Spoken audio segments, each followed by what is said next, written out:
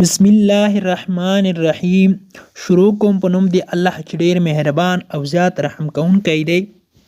د انګلیش ټو پښتو لرنینګ کورس ګرانو زده کوونکو دریم کلاس ته په خیر علی. په دغه کلاس کې په تاسو ته د انګلیش فودز وکابلری ښودل کیږي، یعنی د غذاو نومونه په پښتو کې ښودل کیږي. نو دغه کلاس تر پایه پورې تعقیب کړئ او د نورو ملګرو سره شیر کړئ. Number 1 eggs. Eggs هګۍ. پښتو کې موږ ورته هګۍ وایو، په انګلیسي کې ورته eggs ویل کیږي. eggs هګۍ. eggs هګۍ. کیک کیک. کیک کیک. پښتو کې هم موږ ورته کیک وایو، انګلیسي کې هم ورته کیک ویل کیږي. کیک. ملک شیدې. ملک شیدې. ملک شیدې. بریډ ډوډۍ. بریډ ډوډۍ. شوګر بوره. شوګر بوره. شوګر بوره. چیز پنیر. چیز پنیر. موږ پښتو کې ورته چیز وایو، په انګلیسي کې ورته پښتو کې موږ ورته پنیر وایو، په انګلیسي کې ورته چیز ویل کیږي. چیز پنیر. بټر کوچ. بټر کوچ.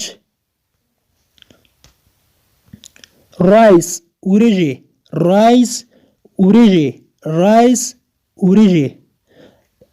یو پلاوي وریجو ته ویل کیږي رایس، پلاوي وریجې.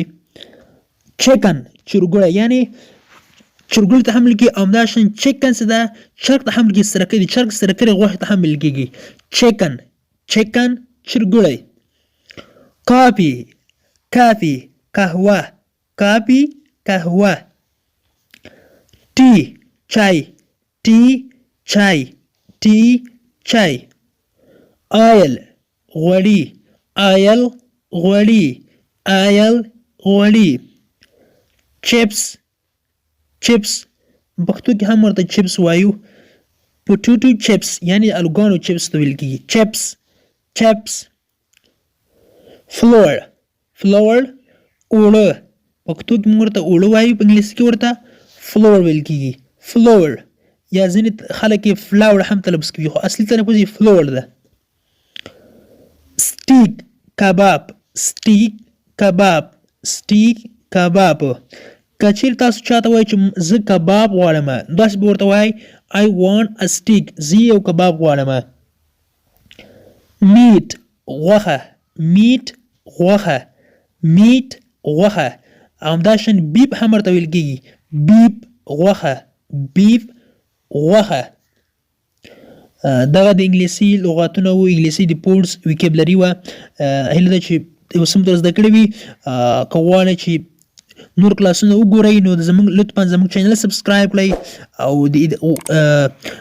د روزانه انګلیسي درس لپاره زموږ ویډیو تعقیبوئ او موږ هر ورځ نوي کلاسونه اپلوډ کوو. تر بیا مو د الله په امانه.